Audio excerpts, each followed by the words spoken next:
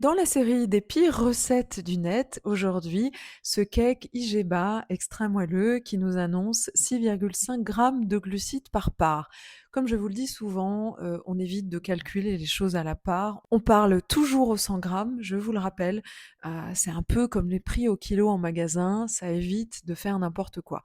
Et d'ailleurs, je vais vous faire ce calcul à la fin pour que vous voyez vraiment la différence entre ce qui est annoncé et ce qui est réel. Et ça vous permettra de comprendre ce que vous vous mettez dans le cornet. Alors regardons les ingrédients d'un peu plus près.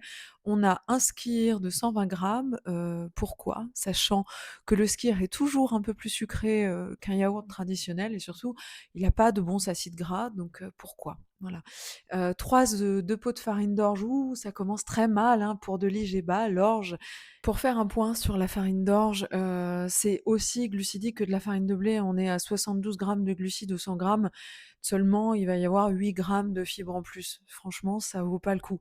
Si on veut vraiment passer sur des farines réduites en glucides, évidemment, on part sur de l'amande, bien que ce soit pas à consommer tous les jours, mais ça reste un cake, ça reste un gâteau. Ou alors, vous avez encore la farine de lin. Voilà, lin doré, admettons, pour le côté un peu plus brioché. Ensuite, un tiers du pot d'huile, donc ça fait quand même 40 grammes d'huile, hein. Vous savez très bien ce que je pense de l'huile. Éventuellement du beurre, oui, mais de l'huile, on va être sur, un acide gras très oxydé dès la mise en bouteille. 1 cuillère à soupe de miel d'acacia, très bien. Donc on met du miel, hein, pour de l'IGBA, ça me paraît tout à fait cohérent. 1 cuillère à soupe de poudre d'amande, pourquoi si peu du coup? 1 cuillère à café de fleur d'oranger pour le goût, OK. Résumé final pour ça, on va être quand même, à 35 grammes de glucides au 100 grammes pour quasiment 300 calories, 10 grammes de protéines, environ 10 aussi de lipides. J'ai envie de dire: «Pourquoi?» Pourquoi on considère que ça, c'est de l'IGBA? Moi, ça me semble, excessif pour de l'IGBA.